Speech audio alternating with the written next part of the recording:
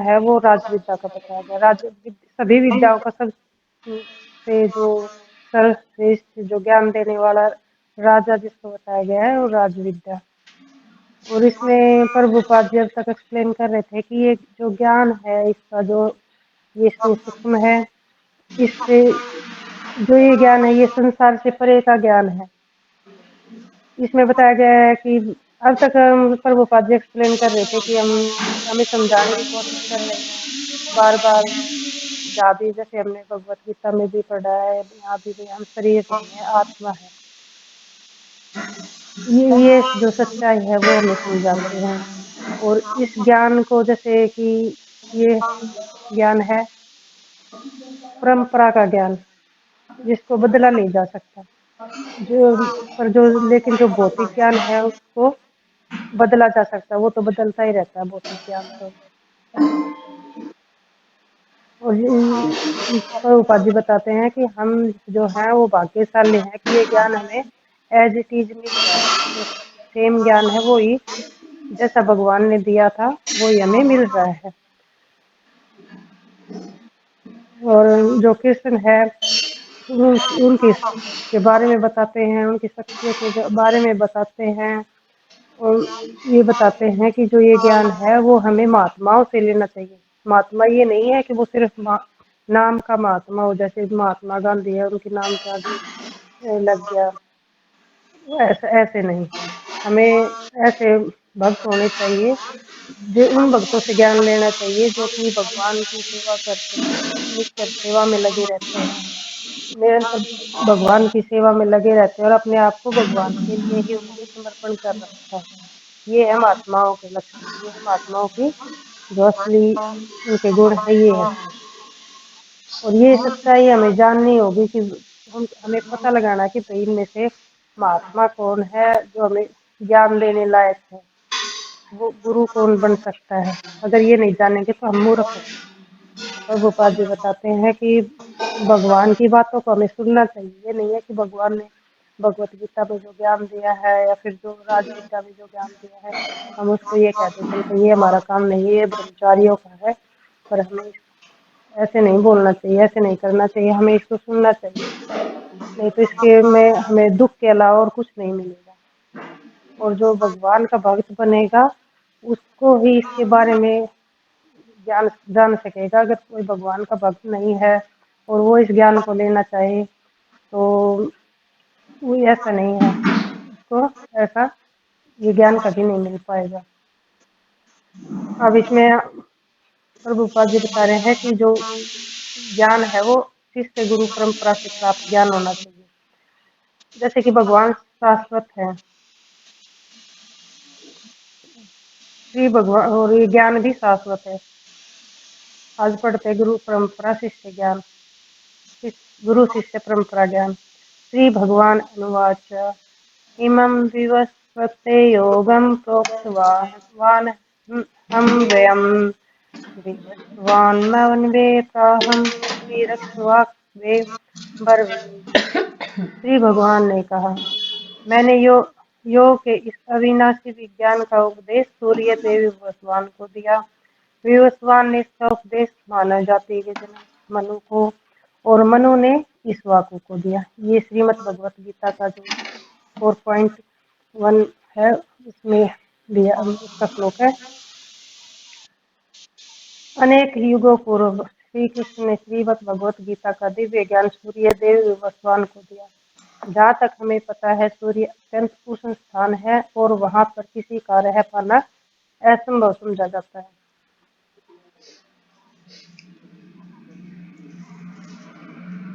जैसे कि भगवान ने बता रहे हैं कि प्रभुपाद जी में बता रहे हैं कि जो भगवान ने ये ज्ञान था ये पहले सूर्य देव को दिया, सूर्य देव विवस्वान को दिया। उसने मानव जाति के जो मनु थे जनक उनको दिया, और मनु ने जो रामचंद्र जी के पूर्वज थे इक्ष्वाकु उनको दिया। तो ऐसे ये ज्ञान मतलब परंपरा के अनुसार ये ज्ञान चला आ रहा है और आज हमें ये मिल पा रहा है। इसमें मतलब चलते चलते इसमें कुछ ज्ञान के मतलब खत्म नहीं होता, पर इसमें कुछ त्रुटियां आ जाती हैं। इसको इसलिए भगवान इसको दोबारा दोहराते हैं। जैसे कि एग्जाम्पल के तौर पे, जैसे भगवान ने जो सृष्टि बनाई तो हमको लोगों को 4 वर्णों में बाँट दिया। ऐसा तो नहीं कि भई एक ही वर्ण हो, वो पढ़ने वाला हो, उसी से काम चल जाए, ऐसा तो नहीं हो सकता ना। तो भगवान ने सृष्टि को चलाने के लिए 4 वर्णों में हमें 4 वर्णों में बाँटा, वैश्य, शूद्र, क्षत्रिय और ब्राह्मण। तो जो जैसा काम करता है, जैसे कोई ज्ञान वो करता है तो उसको ब्राह्मण के उसमें दे दिया, शूद्र का काम करता है जैसे साफ सफाई वगैरह तो उसको शूद्र का दे दिया, जैसे क्षत्रिय का करता है कि भाई जो सेवा करता है लोगों की।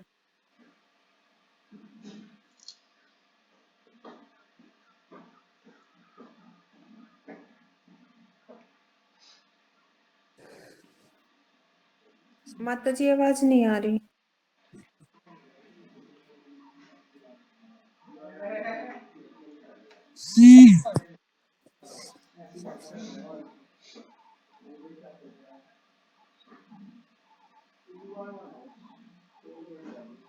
हरे कृष्णा।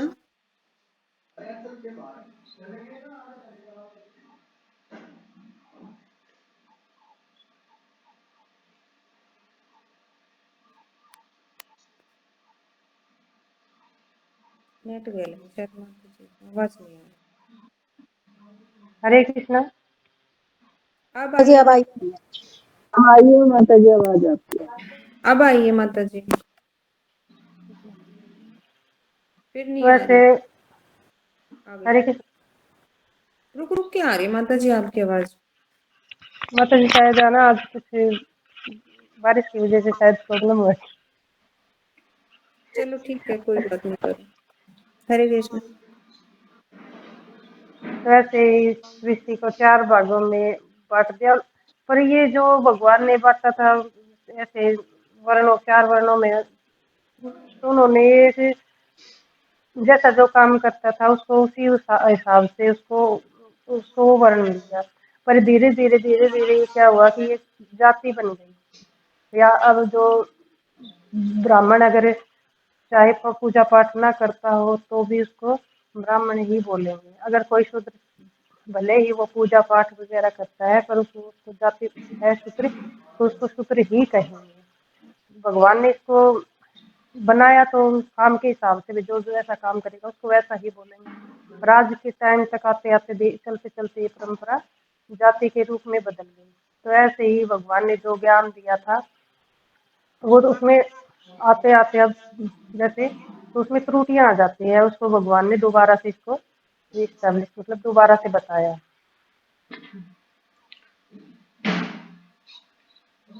सूर्य अत्यंत उष्ण स्थान है और वहां पर किसी का रह पाना असंभव समझा जाता है। हम इस शरीर से सूर्य के बहुत निकट तक पहुंच भी नहीं सकते, किंतु वैदिक साहित्य से हम यह जान सकते हैं कि सूर्य इसी ग्रह के समान एक ग्रह है, किंतु वहाँ प्रत्येक वस्तु अग्नि से बनी है। जिस प्रकार हमारा लोक मुख्य रूप से पृथ्वी तत्व से बना है, उसी प्रकार ऐसे अनेक लोक भी हैं जो प्रधान स्वरूप से अग्नि, जल तथा वायु से बने हैं। जैसे कि ये भगवान ही बता रहे हैं कि भाई जो विवस्वान है सूर्य देव तो वहाँ का राजा था। सूर्यलोक का सूर्यलोक पे जैसे अग्नि है, जो भी चीजें बनी हुई है, जो भी जीव है वे सब अग्नि तत्व से बने हुए हैं। जैसे पृथ्वी पर है वो पृथ्वी तत्व से बना है, तो ऐसे ही ये नहीं है कि सूर्य देव कोई उसको ये लोग कहते हैं कि भी देवता है, देवता नहीं कहेंगे उसको, वो सिर्फ क्या है एक लोक है और वहाँ के राजा बदलते रहते हैं। जैसे हमारे यहाँ प्रधानमंत्री है, अब आज प्रधानमंत्री मोदी जी हैं, उस पहले कोई और था, उससे पहले कोई और था ऐसे। तो सूर्य देव में भी राजा ऐसे, सूर्य लोक में भी ऐसे राजा बदलते रहते हैं। तो उस वक्त जो भगवान ने ज्ञान दिया था तो वहाँ का राजा विवस्वान था और विवस्वान जी को उन्होंने ये ज्ञान दिया था। इन विविध लोकों के जीव उसी लोक के प्रधान तत्वों के अनुरूप तत्वों से निर्मित शरीर धारण करते हैं। अतः सूर्य ग्रह के वासियों के शरीर अग्नि से निर्मित है। सूर्य के समस्त जीवों में प्रधान व्यक्ति विवस्वान नाम के देवता है, उन्हें सूर्य देव या सूर्य नारायण कहते हैं। सूर्य नारायण मतलब भगवान का जो शरीर से जो तेज निकलता है ना, वो तेज है। जो शरीर से भगवान के शरीर से निकलने वाला जो तेज है वो सूर्य देव है। समस्त लोकों में प्रधान व्यक्ति होते हैं। जिस प्रकार संयुक्त राज्य अमेरिका का प्रधान व्यक्ति राष्ट्रपति होता है। महाभारत नामक इतिहास ग्रंथ से पता चलता है कि पूरा काल में इस लोक के एकमात्र राजा महाराज भरत थे। उन्होंने लगभग 5000 वर्ष पूर्व राज्य किया और इस लोक का नाम उन्हीं के नाम पर पड़ा। तत्पश्चात यह पृथ्वी विभिन्न देशों में विभाजित हो गई। इस प्रकार ब्रह्मांड के विविध लोकों में सामान्य रूप से एक शासक होता है और कभी कभी अनेक शासक होते हैं।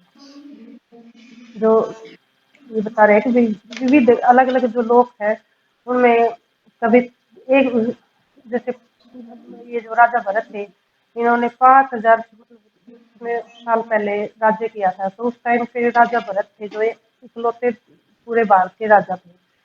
उसके बाद अलग अलग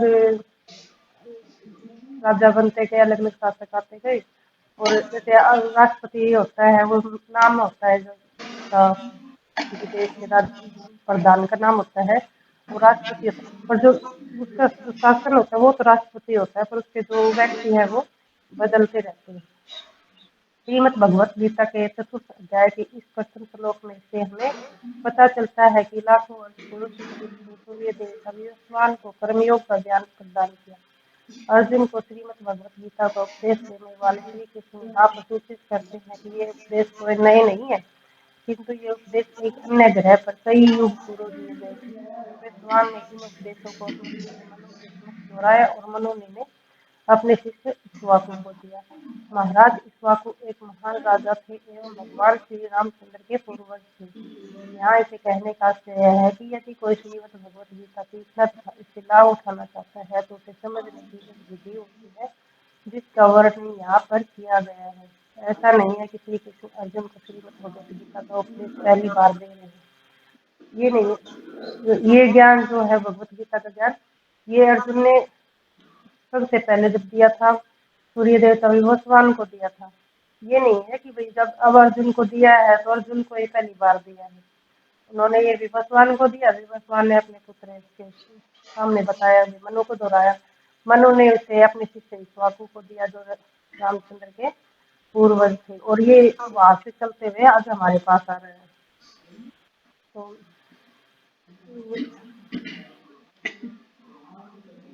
वैदिक प्रमाण बताते हैं कि उन्होंने ये दिए उपदेश लगभग 40 कोटि वर्ष पूर्व विवस्वान को दिए थे। महाभारत से हमें पता चलता है कि अर्जुन को श्रीमद् भगवत गीता का उपदेश लगभग 5000 वर्ष पूर्व दिया गया था। विवस्वान को 40 कोटि वर्ष पूर्व और उसके बाद दिया है 5000 वर्ष पूर्व अर्जुन को, जो महाभारत के युद्ध में। अर्जुन के पूर्व ये उपदेश गुरु शिष्य परंपरा से चलेगा। अर्जुन तक आया गुरु परंपरा शिष्य से। विवस्वान उसके पुत्र मनु, मनु से इक्ष्वाकु, इक्ष्वाकु से ये ऐसे ज्ञान चला आ रहा है। और उसके बाद फिर जैसे इसमें ज्ञान में त्रुटियां कुछ कमियां आ गई थी, इसका सार लुप्त हो गया तो भगवान इसको फिर से दोहराया और फिर इसको अर्जुन को दिया।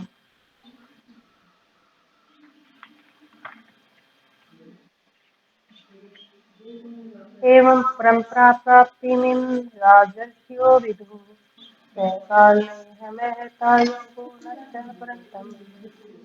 एवाय मया ते पुरातना भक्तोऽसि रहस्यम्। इस प्रकार यह परम विज्ञान गुरु शिष्य परंपरा के द्वारा प्राप्त किया गया और राजर्षियों ने इसी विधि से इसे जाना, किंतु कालक्रम में वह परंपरा खंडित हो गई जिससे यह विज्ञान अपने यथार्थ रूप में लुप्त प्राय हो गया। परमेश्वर से संबंध का वही प्राचीन विज्ञान मैंने आज तुमसे कहा है क्योंकि तुम मेरे भक्त तथा मित्र हो, अतएव तुम इस विज्ञान के दिव्य हो। यहाँ भगवान अर्जुन को बता रहे हैं कि ये ज्ञान जो है जो परंपरा से चला आ रहा है ये खंडित हो गया था और इसका जो प्राय है जो सार है वो लुप्त हो गया था। इसलिए आज ये मैंने अर्जुन में आज तुम्हें बता रहा हूँ क्योंकि तुम मेरे भक्त भी हो और मित्र भी हो। तो इस रहस्य को, इस विज्ञान के दिव्य रहस्य को तुम समझ सकते हो। ये श्रीमद् भगवत गीता का 4.2 और 3 श्लोक। श्रीमद् भगवत गीता में अनेक प्रकार की योग पद्धतियां बताई गई है, भक्ति योग, कर्म योग, ज्ञान योग, हठ योग, इसलिए यहाँ पर इसे योग कहा गया। देखो भक्ति योग, कर्म योग, ज्ञान योग, हठ योग, इनमें सब में योग साथ है। योग का मतलब होता है शब्द को जोड़ना, और ये शब्द को जोड़ना मतलब भगवान को हमसे जोड़ना। और यह भाव यह है कि योग हम अपनी चेतना को ईश्वर से जोड़ते हैं। यह ईश्वर चेतना जुड़ने या अपना संबंध ईश्वर चेतना स्थापित करने का साधन है। काल क्रम में श्री कृष्ण द्वारा प्रदत्त यह योग लुप्त हो गया। काल युग बीतते गए, टाइम समय बीतता गया, और जो कृष्ण ने जो ज्ञान दिया था वो लुप्त हो गए। ऐसा क्यों हुआ? क्या जिस समय श्री कृष्ण अर्जुन को उपदेश दे रहे थे विद्वान ऋषि मुनि वहाँ नहीं थे? नहीं, उस समय ने एक ऋषि मुनि विद्वान थे। लुप्त का अर्थ क्या है कि स्त्री व गीता का सात स्त्री लुप्त हो गए। जैसे अब यहाँ पर उपाधि बता रहे हैं कि भाई अगर जब भगवान ने ये ज्ञान अर्जुन को दिया तो क्या वहाँ पर इसको नोट करने वाले और इस ज्ञान को सुनने वाला कोई ऋषि मुनि, कोई समझदार व्यक्ति नहीं था? ज्ञान तो वहाँ पे अनेकों ने सुना होगा। कोई ऐसे नहीं है कि भाई वो किसी आश्रम में या फिर किसी बंद कमरे में उनको ज्ञान दे रहे थे। वो तो खुले आसमान के नीचे और युद्ध स्थल में जहाँ पर हजारों लाखों लोग थे, सबके सामने कृष्ण अर्जुन को ये ज्ञान दे रहे थे। तो सुनने वाले वहाँ पर बहुत सारे समझदार पंडित लोग भी थे, ऋषि मुनि भी थे। तो ये नहीं है कि भैया अर्जुन ने सुना और ज्ञान लुप्त हो गया। लुप्त होने का मतलब ये नहीं है कि भाई समाप्त ही हो गया। लुप्त होने का मतलब है कि उसका सार था, जिसका तात्पर्य था वो खत्म हो गया। अलग अलग लोग आते हैं, अपनी अपनी सब अपनी अपनी सोच रखते हैं, अलग अलग बताते हैं उसके बारे में। जो भगवान ने जो ज्ञान दिया था वो ऐसी चीज नहीं आ रहा। जैसे कि कोई घर बनाता है या फिर कोई फैक्ट्री बनाता है या फिर कोई स्कूल वगैरह, जैसे कोई भी नया इनोग्रेशन करते हैं तो वहाँ पर दिया जलाते हैं। तो इस बात दिया तो जलाते हैं, पर इसका मतलब जो सार है, जो वो तात्पर्य है, वो क्यों जलाते हैं? दिया तो मंदिर में घर में जलाया जाता है, भगवान के सामने जलाया जाता था पहले। और अब क्या हो गया कि भगवान को तो सबने छोड़ दिया। भगवान की वहाँ पर प्रतिमा मूर्ति नहीं होती, पर दिया जरूर होता है। धीरे धीरे पहले भगवान के सामने ही चलाते थे दिया, और जैसे जैसे जैसे जैसे सारा कर्म बीतते गए और भगवान की जो प्रतिमा थी वो तो लुप्त हो गई और रह गया क्या? सिर्फ दिया जलाना। और एक एग्जाम्पल है, जैसे दिवाली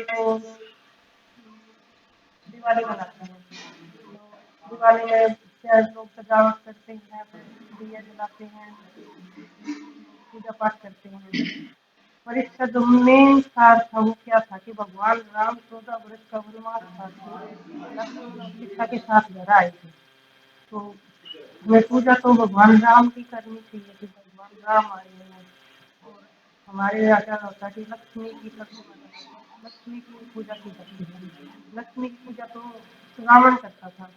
सीता माता की का रूप है, किसान को भोग करना था, वो करना था, किसान साथ दिखाई देना था, इसलिए रावण उसको पूजता था।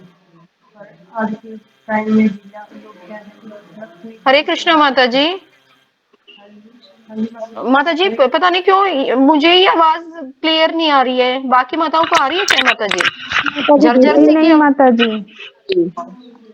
माता झरझर की जी आवाज आ रही है। क्लास एग्जाम्पल अच्छे दे रहे हो लेकिन कुछ भी समझ नहीं आ रहा माता जी। आवाज हाँ, बहुत ही ये आवाज ना वो आ रही, मतलब कुछ ऐसे समझ नहीं आ झर रहा झर पूरा सी फिर पता भी नहीं अजीब बताया। सी आ रही है, समझ नहीं आ रहा है।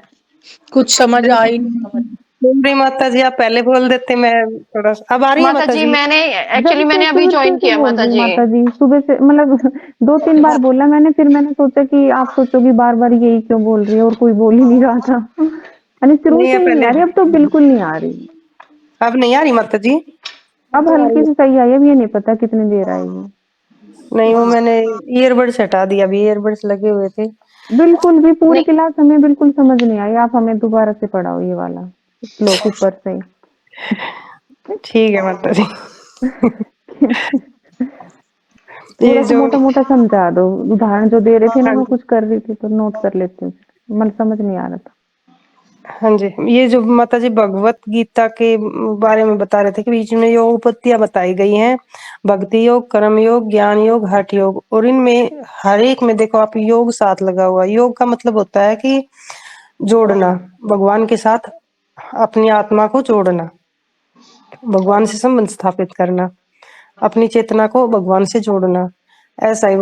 पर जो अब आगे बता रहे हैं कि प्रभुपाद जी जब कहाँ पे थे मैं, जब भगवान कृष्ण जी को अर्जुन को दे रहे थे, भगवान कृष्ण अर्जुन को उपदेश, गीता का उपदेश दे रहे थे, तो वहां पर क्या उन्होंने किसी बंद कमरे में भी नहीं दिया, भाई किसी आश्रम में नहीं दिया।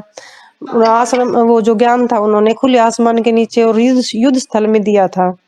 तो वहां पर क्या उनको सुनने वाला और उसको नोट करने वाला कोई भी नहीं था?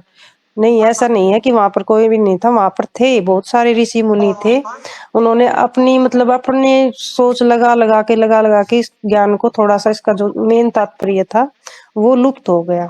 तो उसको समझाने की कोशिश कर रही हूँ कि भाई जैसे पहले दिया जलाते थे, भगवान के सामने जलाते थे, और जैसे जैसे कालक्रम बीतता गया हो गया, भगवान की जो मूर्ति थी वो तो लुप्त हो गई, पर रह गया क्या? दिया जलाना।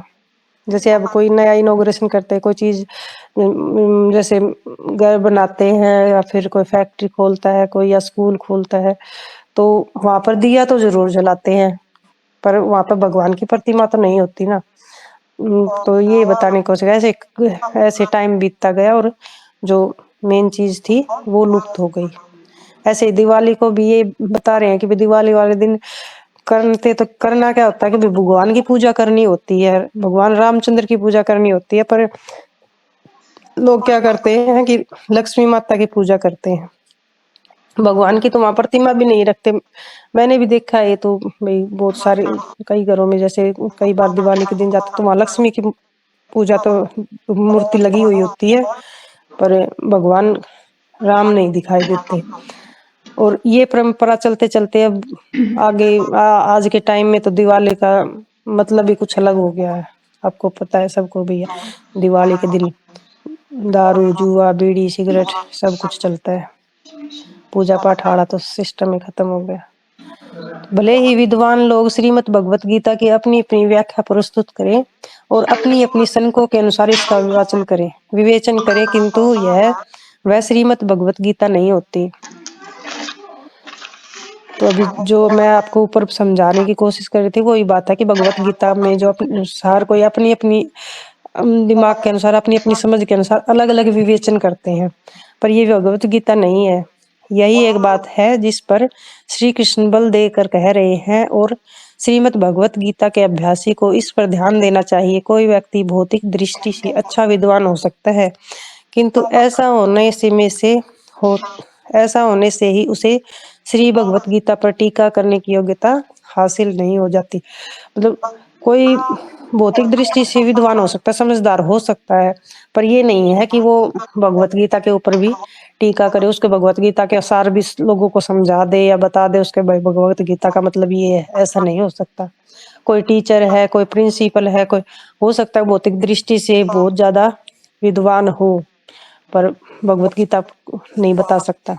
श्रीमद् भगवत गीता को समझने के लिए हमें गुरु शिष्य परंपरा के सिद्धांत को स्वीकार करना होगा। हमें श्रीमद् भगवत गीता के भाव में प्रविष्ट होना होगा, मात्र पंडित्य की दृष्टि से इसे नहीं देखना चाहिए। तो ये जो प्रभुपाद जी हैं वो इसी बात पर जोर दे रहे हैं कि भाई भगवत गीता को समझने के लिए हमें गुरु शिष्य परंपरा के सिद्धांत को ही मानकर उसी पथ पर चलकर हम भगवत गीता का ज्ञान ले सकते हैं। किसी समझदार या पंडित जो अपने आप को पंडित बता रहा है उससे हम भगवत गीता का ज्ञान प्राप्त नहीं कर सकते। श्री कृष्ण ने इस ज्ञान प्राप्त करने के लिए सारे लोगों में से अर्जुन को ही सुपात्र क्यों समझा? अर्जुन ने तो कोई महान विद्वान थे, न योगी और न ही ध्यानी अथवा न ही पवित्र आत्मा थे, वे तो युद्ध में लड़ने के लिए उद्वत सूरवीर थे। अब यहाँ बता रहे हैं कि भाई कि श्री कृष्ण ने अर्जुन को ही ये ज्ञान क्यों दिया? वो तो ना ही तो कोई ब्रह्मचारी था, ना कोई योगी था, ना कोई पंडित था, वो तो एक मतलब क्षत्रिय था और भाई गृहस्थ जीवन जीने वाला था। गृहस्थ भी मतलब जिसकी 5-5 पत्नियां थी। उस समय अनेक महान ऋषि विद्वान थे और श्री कृष्ण श्रीमद् भगवत गीता का ज्ञान उन्हें प्रदान कर सकते थे। तो उस वक्त तो बहुत बड़े बड़े जो ऋषि मुनि थे उनको भी तो दे सकते थे। वो बता रहे हैं कि भाई अर्जुन को इसके लिए सुपात्र क्यों समझा। इसका उत्तर यह है कि सामान्य व्यक्ति होते हुए भी अर्जुन में एक बड़ी योग्यता थी। वो थी एक तो भक्त थे और दूसरे सखा थे। जैसे आज के टाइम में अगर किसी को कह दे कि भैया तू आ जाए और भगवत ज्ञान ले ले तो क्या कहेंगे, नहीं भाई मेरे पास तो टाइम नहीं है, मेरा तो परिवार है, मेरे पास इतना टाइम नहीं है, ये तो ब्रह्मचारियों का काम है, ऐसा ही बोलेंगे और वो इससे किनारा कर देंगे कि भाई हमारे पास इतना टाइम नहीं है। पर जो अर्जुन था, पढ़ रहे हो? हरे कृष्णा माता जी, क्या कह रहे माता जी? 49 है माता जी, दूसरा पैराग्राफ 49 पेज पर। सेशन 5। तो इस प्रकार मतलब उन्होंने अर्जुन को ही इसके लिए सुपात्र समझा और उन्होंने अपना ज्ञान अर्जुन को ही दिया। यह अर्जुन की अति विशेष योग्यता थी जो ऋषियों में नहीं थी। अर्जुन को ज्ञात था कि श्री कृष्ण पूर्व पुरुषोत्तम भगवान है, अतः उन्हें अपना गुरु मानकर अर्जुन ने अपने आप को उनकी शरणागत कर दिया। यहाँ पर बता रहे हैं कि भाई अर्जुन जो था वो खुद को भगवान नहीं मान रहा था। वो ये नहीं था भाई मैं तो शक्तिशाली हूँ, मैं ये वो उसको पता था कि जो भगवान है, जो पूर्ण पुरुषोत्तम है, वो श्री कृष्ण ही है और उन्होंने उनको ही गुरु माना और अपने आप को उन्हीं को शरणागत कर दिया।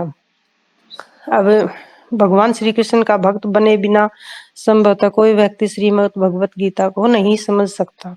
यदि कोई श्रीमद् भगवत गीता को समझना चाहे तो उसे अन्य साधनों से कोई सहायता नहीं मिल सकती। उसे श्रीमद् भगवत गीता में ही निर्धारित विधि से इसे समझना होगा,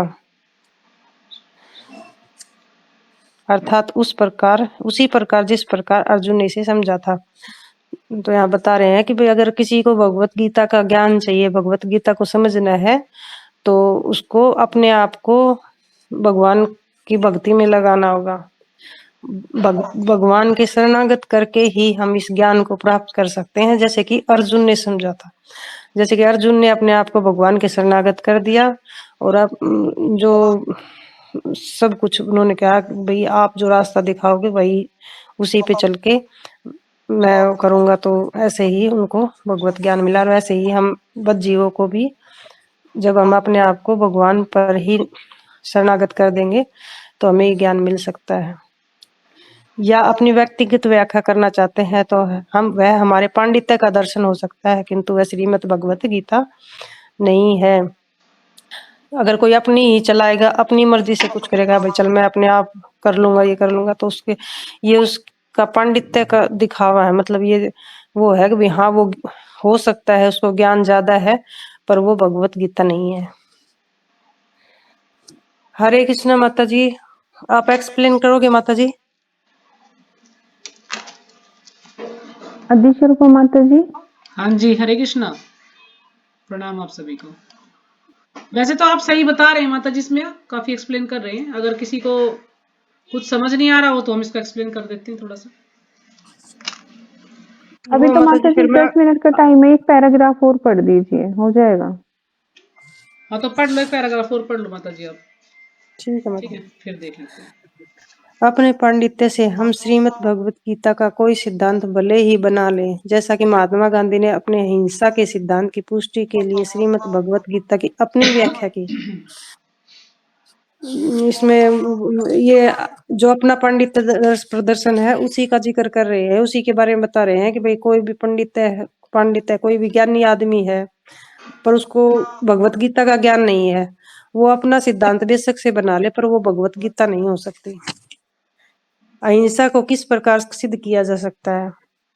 श्रीमद् भगवत गीता जैसे जो महात्मा गांधी की वो बता रहे हैं कि भाई इसमें अहिंसा को किस प्रकार सिद्ध कर सकते हैं।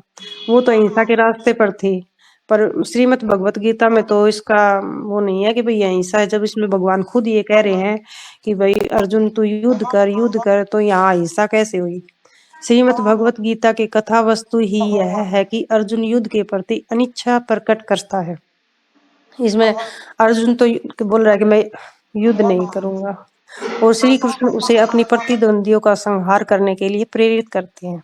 और श्री कृष्ण बोल रहे हैं कि भाई तू जो तेरे सगे है, जो तेरे खिलाफ खड़े हैं, चाहे उसमें चाहे कोई तेरा सगा हो, भाई हो, चाचा ताऊ, जो भी है, जो भी तेरे खिलाफ है, जो भी तेरा प्रतिद्वंदी है, उसका संहार कर। वस्तुतः श्री कृष्ण अर्जुन को बताते हैं कि युद्ध का निर्णय परमेश्वर ने पहले ही कर दिया था, कि युद्ध भूमि में जितने योद्धा एकत्रित हुए थे उनका विनाश पूर्व निर्धारित था। ये बात तो भगवान ने पहले बता दी थी कि भाई जितने भी इस युद्ध में आए हुए हैं, ये सब इनका संहार जरूरी है, मतलब ये मरेंगे, ये निश्चित है। यह तो श्री कृष्ण की योजना थी कि सारे योद्धाओं की मृत्यु पूर्व निर्धारित हो चुकी थी, और श्री कृष्ण ने अर्जुन को अवसर प्रदान किया था कि वह उनको सबको जीतने का श्रेय प्राप्त करे। भगवान सिर्फ ये चाह रहे थे कि भाई ये जो श्रेय है, जो मतलब इनाम टाइप कह लो, भाई ये जो श्रेय था वो अर्जुन को ही प्राप्त हो। यदि श्रीमद् भगवत गीता में युद्ध को अनिवार्य घोषित कर दिया गया हो तो उसमें अहिंसा को किस प्रकार सिद्ध किया जा सकता है।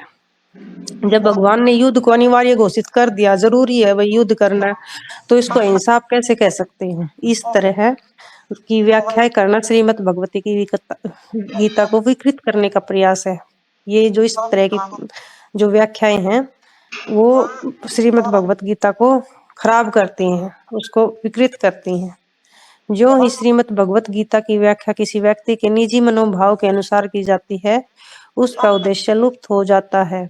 कहा गया है कि हम अपने तर्क के बल पर वैदिक साहित्य का निष्कर्ष प्राप्त नहीं कर सकते। ऐसी अनेक बातें हैं जो हमारी तर्क शक्ति की परिधि में नहीं आती। जहाँ तक शास्त्रों का प्रश्न है, विभिन्न शास्त्र भिन्न भिन्न प्रकार से परम सत्य का वर्णन करते हैं। यदि हम उन सभी का विश्लेषण करें तो भ्रांति उत्पन्न हो जाएगी। मतलब जितने भी शास्त्र हैं उनमें हर एक में जो असली सत्य है उसका अलग अलग तरह से उसका विश्लेषण किया गया है। किसी में कुछ बताया गया, किसी में कुछ बताया गया है। तो अगर हम इनका विश्लेषण करेंगे तो ये एक भ्रांति, मतलब एक भ्रांति, मतलब आप समझा सकते हैं। भ्रांति मतलब गलत बात जो पैदा हो गया। हाँ, मतलब भ्रमित करने वाली कोई भी चीज ना। तो ऐसे अनेक दार्शनिक है जिसके मत भिन्न भिन्न है और वे सदैव एक दूसरे का खंडन करते रहते हैं। ऐसे बहुत सारे है, ज्ञानी है, पंडित है, जब अलग आप यूट्यूब पे भी देखते हो, उनके सब हर एक के मत अलग अलग होंगे। आजकल तो बहुत सारे ऐसे पंडित आए हुए हैं और वे एक दूसरे की बात को काटते भी रहते हैं। ये ऐसा नहीं है, ऐसा है, ऐसा नहीं है, ऐसा है। वह एक कुछ कहेगा, एक कुछ कहेगा, तो ऐसे हम भ्रमित हो जाएंगे ऐसे इन चीजों में। यदि विभिन्न शास्त्रों के पठन पाठन, तर्क या दार्शनिक सिद्धांतों के द्वारा सत्य को नहीं समझा जा सकता तो फिर इसे किस प्रकार प्राप्त किया जा सकता है। तो ये पूछ रहे हैं प्रभुपाद जी कि भाई अगर जो ये अलग अलग दार्शनिक सिद्धांत है उनको हम सच नहीं समझ सकते, उनको हम फॉलो नहीं कर सकते, तो हम जो परम सत्य का ज्ञान कहाँ से लेंगे, कैसे प्राप्त करें। तो इसका वास्तविक तो यह है कि परम सत्य का ज्ञान अति गोपनीय है, किंतु प्रामाणिक विद्वानों का अनुसरण करके ही इसे प्राप्त किया जा सकता है। तो प्रभुपाद जी बता रहे हैं कि जो परम सत्य का ज्ञान है वो बहुत ही गोपनीय है और इसको हम सिर्फ जो गुरु परंपरा है ना उनके विद्वानों के अनुसार ही प्राप्त कर सकते हैं। जो ये गुरु परंपरा चली आ रही है इसको ही हम फॉलो करके, इसका ही अनुसरण करके हम ये ज्ञान, परम सत्य का ज्ञान प्राप्त कर सकते हैं। ऐसे नहीं है कि भाई कोई भी आया, कोई किसी से भी हम ये ज्ञान ले ले। कोई भी आजकल जितने भी वो यूट्यूब से या फिर कहीं से भी कोई ज्ञान प्राप्त कर लेते, ऐसे हम भ्रमित हो जाएंगे। ऐसे हम जो सही रास्ता है वो नहीं प्राप्त कर पाएंगे। हरे कृष्णा माता जी, दंडवत प्रणाम। हरे कृष्णा माता जी, दंडवत प्रणाम। आपका बहुत बहुत धन्यवाद इतने अच्छे से समझाने के लिए। एक बार सभी माता जी का धन्यवाद करेंगे हरे कृष्णा महामंत्र बोलकर।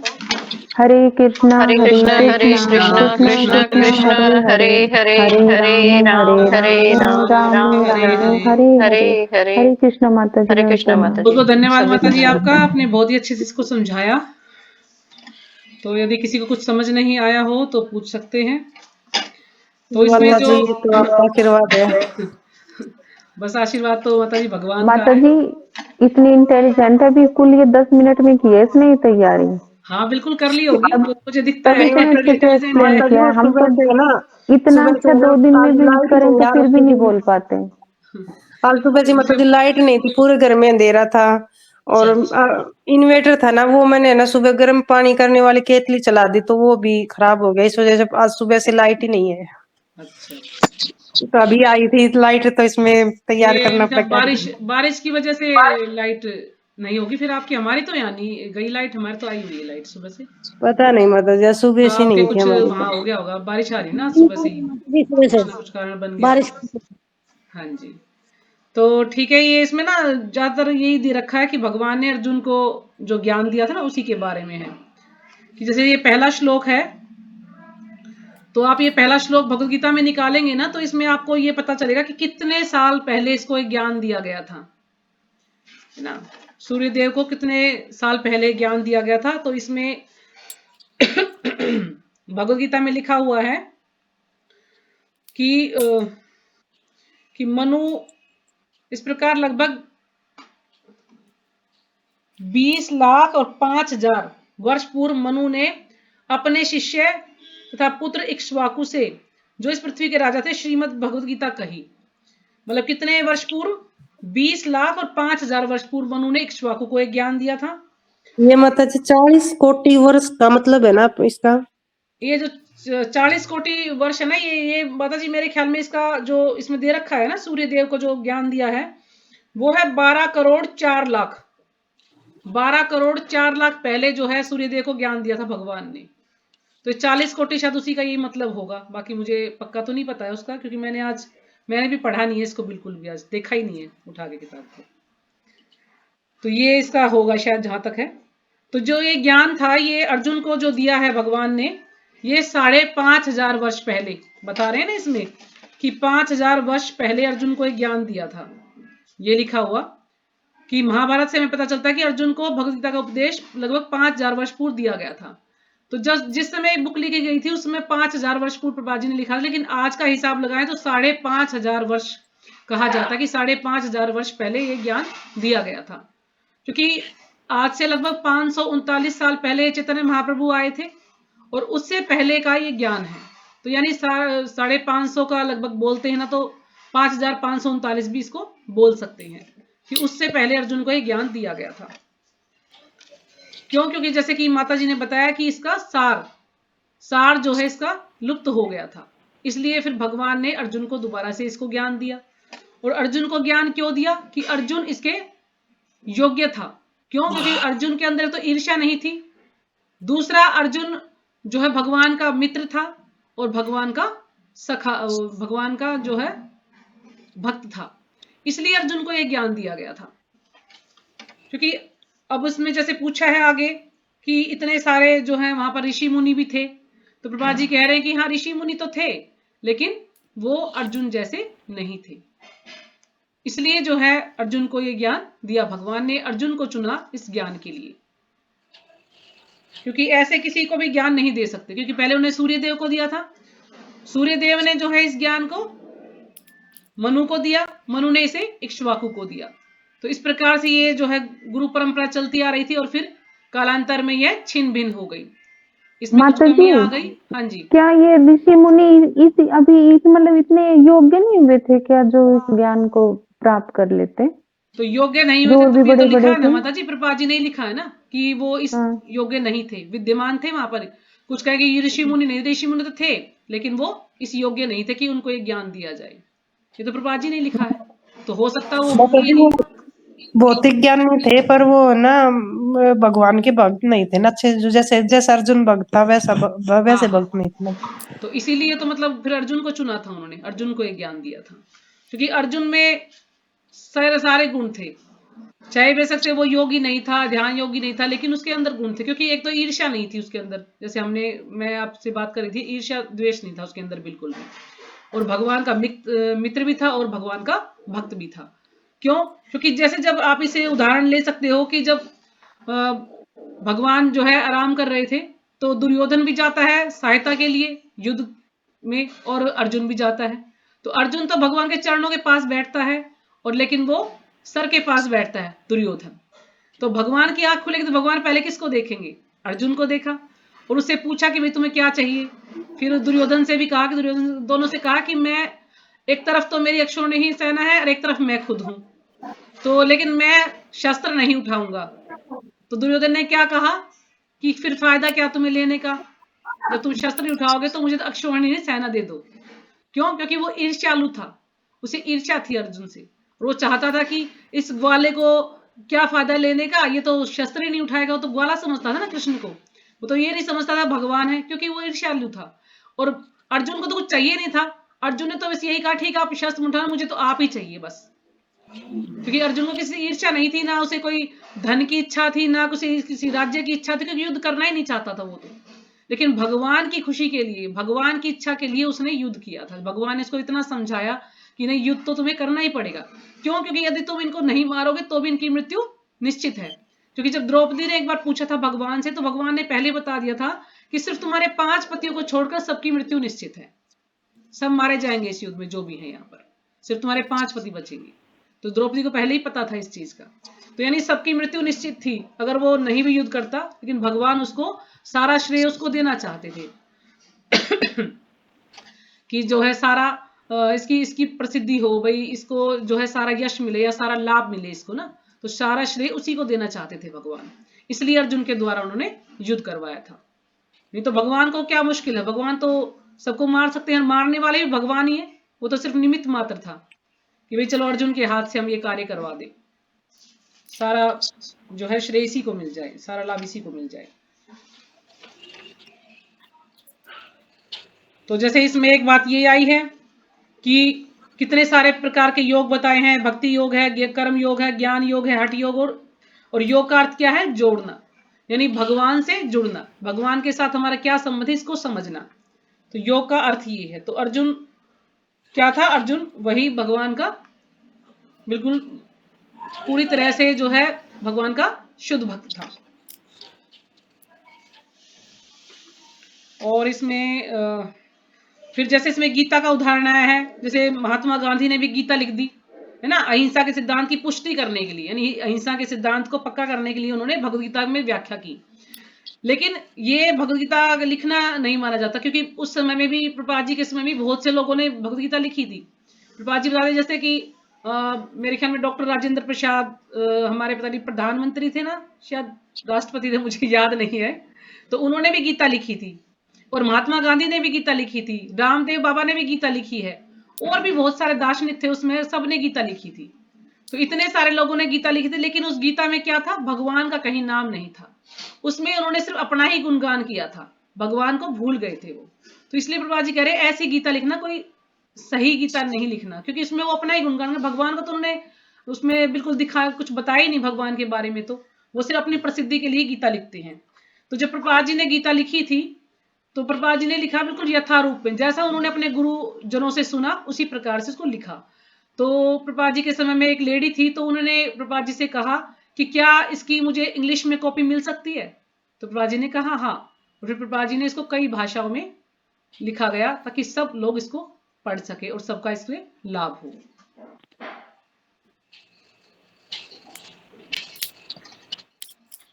बस यहीं तक पढ़ा है ना माता जी आपने, इसे प्राप्त किया जा सकता है ना, बाकी कल आगे पढ़ेंगे इसमें। तो इसमें इतना ही है माता जी, अगर इसमें से अगर आपको किसी को कुछ समझ नहीं आया होता पूछ सकते हैं, ठीक है? कोई ऐसी बात हो जो इसमें समझ नहीं आई और मेरा ध्यान नहीं गया हो तो आप मेरे से पूछ सकते हैं, क्योंकि बाकी इसमें यही बताया है, 2-3 बातें ही बताई हैं, बाकी हम कल पढ़ेंगे। तो कल कमलेश माता जी कल तो छुट्टी रहेगी, परसों आप करेंगे क्लास संडे को? हरे कृष्ण माता जी, प्रणाम। हाँ जी प्रणाम माता जी। तो भारतवर्ष में रामानुजाचार्य यहाँ से आपको पढ़ना है, भरतवर्ष में रामानुजाचार्य, मध्वाचार्य, निम्बार्काचार्य, ये यहाँ से आपको शुरू करना है, जितना आप कर पाएंगे 1 घंटे में। संडे को तो सुमन माता जी करती है माता जी। उनके पास बुक नहीं है ना माता जी, अच्छा, बुक नहीं है, बुक सिर्फ आप पीडीएफ 3 नहीं जनों के भेजते पास आप? है, बुक सिर्फ आप 3 जनों के पास ही है। नहीं, पीडीएफ वगैरह जैसे भेजते हो आप आदि लीला नहीं, माता जी के पास? पीडीएफ तो मैंने नहीं भेजती, उस दिन आदिल्य माता जी के लिए भेजा था मैंने, उनके पास ही बुक नहीं है ना, तो उन्होंने कहा पीडीएफ भेज दो। अगर पीडीएफ भेज के माता जी पढ़ना चाहेंगे तो हम माता जी को भी नंबर दे देंगे। हाँ जी सुमन माता हरे जी, आप कृष्ण पढ़ना माता जी। चाहेंगे? हाँ जी, हरे कृष्ण माता जी, प्रणाम माता जी। माता जी अभी ना पेपर चेकिंग का काम है मेरे पास हाँ ना, वही ना, तो मैं एग्जाम नहीं चल कर रहे हैं बच्चों पाऊंगी। के। हाँ हाँ, एग्जाम प्री बोर्ड चल रहे हैं ना बच्चों के, हाँ, तो इस हाँ। टाइम पे टाइम ही नहीं है। नेक्स्ट वीक कर दूंगी मैं पक्का। ठीक है माता जी। ठीक है। तो ठीक है कमलेश माता जी, आप कर देना संडे को, ठीक है। कल तो क्लास है, वो लेक्चर है सचिपति प्रभु का, तो कल छुट्टी रहेगी, तो संडे को क्लास करेंगे हम। हाँ जी। ठीक है, तो सभी ये 2 पे विराम छुट्टी होने करते हैं। लग गई हमारी सप्ताह में।